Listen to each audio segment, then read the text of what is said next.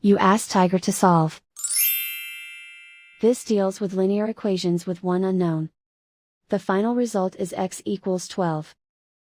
Let's solve it step by step. Group all constants on the right side of the equation. Subtract 11 from both sides. Simplify the arithmetic.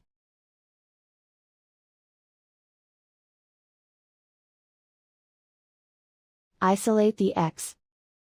Multiply both sides by inverse fraction 2 over -3. Move the negative sign from the denominator to the numerator. Group like terms.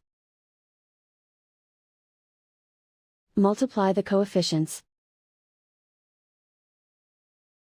Simplify the arithmetic.